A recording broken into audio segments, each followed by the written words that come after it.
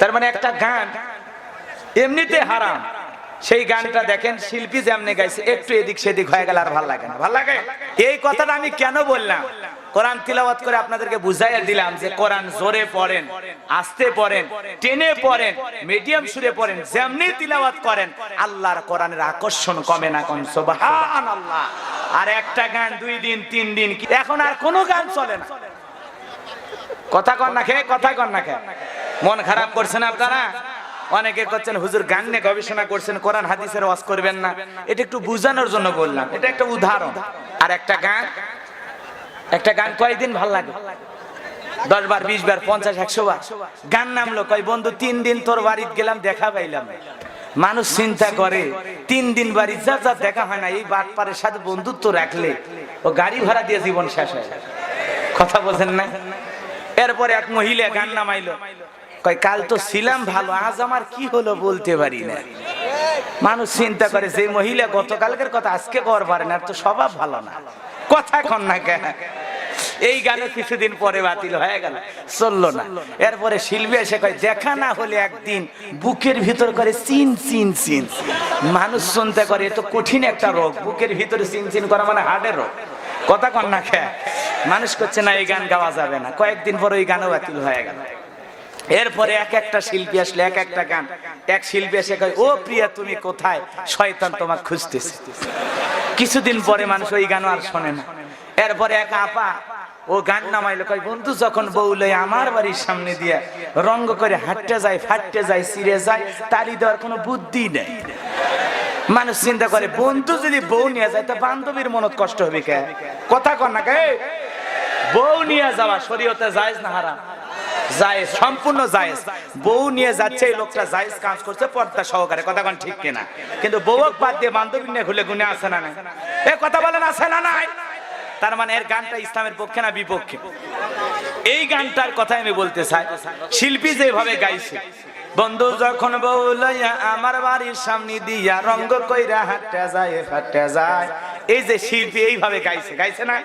এখন এইটা যদি আপনি মনে করেন টানে টানে টানে টানে গাইবেন, তার মানে একটা গান এমনিতে হারাম, সেই গানটা দেখেন শিল্পী যেমনি গাইছে একটু এদিক সেদিক হয়ে গেল আর ভালো লাগে না। ভালো লাগে? কথা কোন ঠিক কিনা? এই কথাটা আমি কেন বললাম? কোরআন তিলাওয়াত করে আপনাদেরকে বুঝাইয়া দিলাম যে কোরআন জোরে পড়েন, আস্তে পড়েন, টেনে পড়েন, মিডিয়াম সুরে পড়েন, যেমনি তিলাওয়াত করেন আল্লাহর কোরআনের আকর্ষণ কমে না। কোন সুবহানাল্লাহ। আর একটা গান 2 দিন 3 দিন, এখন আর কোনো গান চলে না। কথা কন না খেয়ে, কথা কন না খেয়ে, মন খারাপ করছেন আপনারা? অনেকে করছেন হুজুর গান নিয়ে গবেষণা করছেন, কোরআন হাদিসের ওয়াজ করবেন না। এটা একটু বুঝানোর জন্য বললাম, এটা একটা উদাহরণ। যেই গানের ভিতরে বাদ্যযন্ত্র থাকে না, অশ্লীলতা থাকে না, শিরিক বিদআতের কথা থাকে না, কোরআন সুন্নাহর বিরুদ্ধে থাকে না, এমন গান গাওয়া বাদ্যযন্ত্র ছাড়া হালাল, জায়েজ। কথা কন না কেন? এই যে ছেলেবেলে কি সুন্দর সঙ্গীত গায়, শুনলেন না? কথা কন না কেন?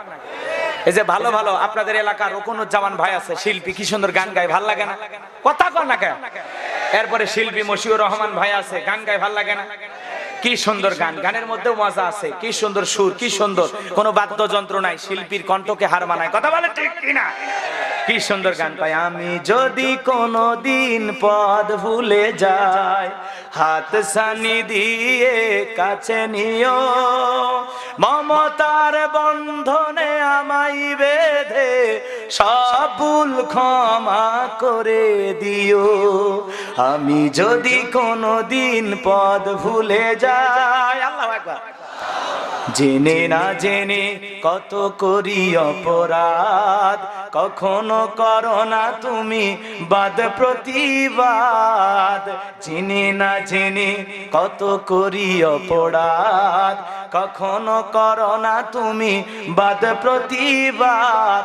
তোমার দয়ার সীমা নাই নাই নাই, তোমার দয়ার সীমা নাই নাই নাই, সেই দয়া পেতে আজ কাঁদি আমিও। মমতার বন্ধনে আমায় বেঁধে সব ভুল ক্ষমা করে দিও। আমি যদি কোনদিন পথ ভুলে যাই, হাত কাছে নিও, মমতার বন্ধনে আমায় বেঁধে সব ভুল ক্ষমা করে দিও। আমি যদি কোনোদিন পদ ভুলে যাই, মারহাবা কর। এগুলো গান শুনলে ঈমান বৃদ্ধি পায়, কথা কোন ঠিক কিনা? ভালো লাগে। যে গানের মধ্যে কবরের কথা আছে, মিজানের কথা আছে, আল্লাহর কথা আছে, নবীর কথা আছে, কথা বলেন ঠিক কিনা? কিন্তু যদি গানের মধ্যে বাদ্যযন্ত্র থাকে, সেই গান যদি আল্লাহর নামেও গাওয়া হয়, রসুলের নামেও গাওয়া হয়, ওই গান হারাম। দে দে পাল তুলে দে ও মাঝি, হেলা করিস না, ছেড়ে দে নৌকা মাঝি যাব মদিনা। বলেন ছেড়ে দে নৌকা মাঝি যাব মদিনা। এই যে বাদ্যযন্ত্র নাই, অশ্লীলতা নাই, উপস্থাপনের মধ্যে উল্টাপাল্টা ভাব নাই, বিদায় এই গান এখন যায়। কথা কি বুঝাতে পারলাম? রাগ করছেন মনে হয় আপনারা? যাই হোক, অনেক কথা বলতে হবে, সামনের দিকে যাই, কষ্ট হবে আপনাদের। এ যুবকের সময় পাইলে বলবো, আমি পুরোটাই জানি, আপনারাও শুনছেন, কয় লাভ আছে? হ্যাঁ না কিছুই যে কন বলবো। কারা কারা শুনবেন হাত তোলেন তো দেখি।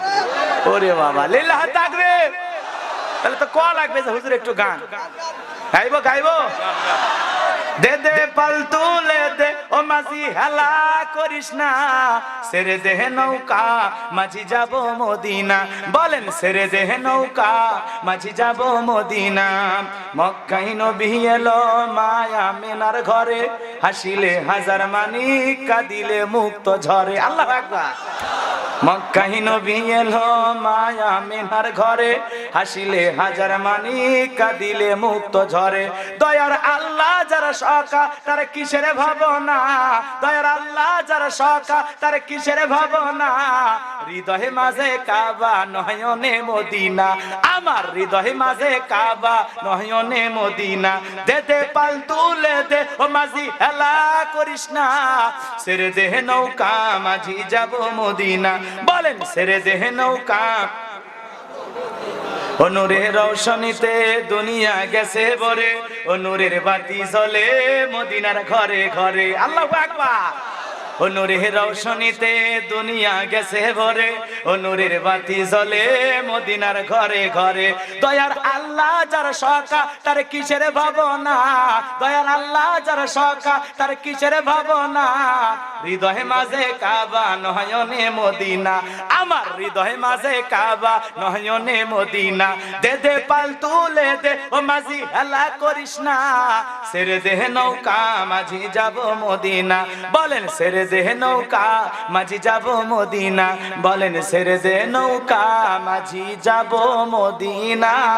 মারহাবা কর। এ মুসলমান আল্লাহর গোলাম, সাতক্ষীরা তালা থানার বাবাজিরা, মহিলা প্যান্ডেলে মা বোনা সে, তাদের কিন্তু আলোচনা ভুলে যায় না। তাদের জন্য স্পেশাল কিছু ওয়াজ করা দরকার আছে না নাই? মা বোনদের জন্য ওয়াজ করা দরকার। ওরা বারবার আমাদের দেশের সরকার সংসারে জ্বালায় পোড়ায় করে দিল সরকার। আজকে একটু আলোচনার মাধ্যমে সাতক্ষীরার মা বোনদের হালকা বোঝানো দরকার। এজন্য মা বোনেরা টেনশন নেবেন না, অল্প সময়ের মধ্যে আমি গোলাম রব্বানি আপনাদের ওয়াজ করে দেব শুরু। কারণ আপনারাই হলেন ঘরে বাইরে আমাদের নাটের গুরু। না বললেও ঠিক, অনেকে করছেন না ঠিক, না বললেও ঠিক। এমনও পুরুষ আছে, বউ যদি কয় দাঁড়িয়ে থেকে পেশাব করো, তাই কর। বইয়ের দিক চোখ তুলে তাকাবার পারে না। বউ কয় এই কার দিক তাকাইছিস, আগে 3 লাখ টাকা জমা দে। যৌতুক নিচ্ছে 3 লাখ। এজন্য যৌতুক নিয়ে বিবাহ করেছে যারা, বইয়ের কাছে এতিম তারা। ওরা বউ কোনো কথা পর্যন্ত চাচা কথা ঠিক আছে বা। এই যে সূরা কাউসার আপনার কম বেশি সবারই মুখস্থ আছে, আছে না নাই? কোরআনের ভিতরে আল্লাহ পাক এমন একটা মধু, এমন একটা আকর্ষণ দিয়েছে। সেই ছোট্টবেলায় বাবার হাত ধরে মসজিদে গিয়েছিলাম, তখন থেকে ইমাম সাহেবের কণ্ঠে শুনেছি সূরাতুল ফাতিহা। কথা বলে ঠিক কিনা? এরপরে আমরা যারা দিনের মধ্যে নামাজ পড়ি, অন্তত ভালোভাবে পড়ি, তারা অন্তত 40 বার সূরা ফাতিহা তিলাওয়াত করি দিনে। যারা ফরজ পড়ে 17 বার তিলাওয়াত করা লাগে। তাহলে এই যে বারবার আমরা সূরা ফাতিহা তিলাওয়াত করি, 30, 40, 50, 60 বছর পর্যন্ত তিলাওয়াত করে যাচ্ছি, কারো কি বিরক্ত লাগে? খারাপ লাগে যে সূরা ফাতিহা পড়বো না, কাল থেকে অন্য সূরা দিয়ে শুরু করি, এরকম কি মনে হয়? তাহলে এই কোরআনের প্রতি এই মধু, এই আকর্ষণ দিয়েছেন কে? ও সাতক্ষীরার মুসলমান, ছোট্ট একটা উদাহরণ দিয়ে আমি আমার আলোচনাটা সামনের দিকে আরো নিয়ে যাব।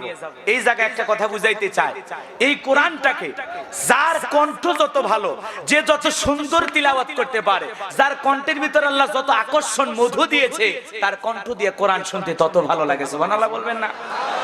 পৃথিবীতে অনেক নবীকে আল্লাহ মুজিজা দিয়েছেন, নবী চলে গেছে, মুজিজাও চলে গেছে, কিন্তু আখেরি পয়গম্বরকে আল্লাহ পাক পৃথিবীর শ্রেষ্ঠ একটা মুজিজা কুরআনুল কারীম নামক একটি মুজিজা দান করেছেন, যা কিয়ামত পর্যন্ত থাকবে, এর আকর্ষণ কমবে না। বলেন আল্লাহু আকবার।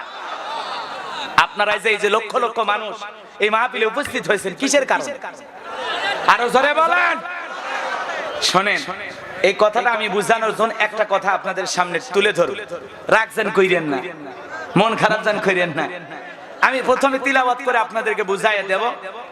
কোরআনুল কারীমের এই সূরাটা যদি সুন্দর করে যারা কারি ভালো করে তিলাওয়াত করতে জানে, কথা বোঝেন নাই, তারা যদি তিলাওয়াত করে টেনে, তাহলে কি সুন্দর করে তিলাওয়াত করবে। ইন্না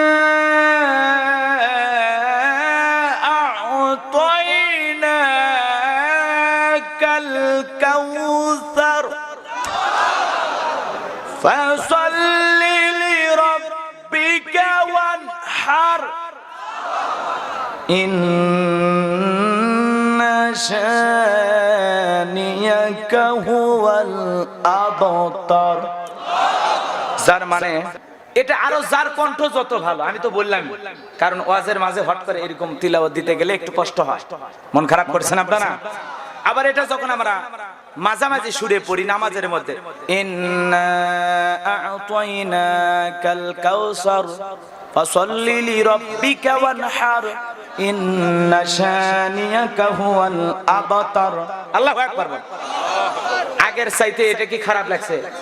একই, যেভাবে পড়েন মজা আছে, আছে না নাই?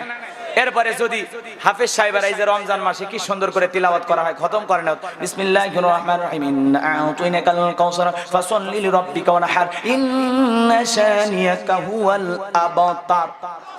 এই যে আকর্ষণ কি কমে? যেমনি তিলাওয়াত করা হোক, মজা আছে না না?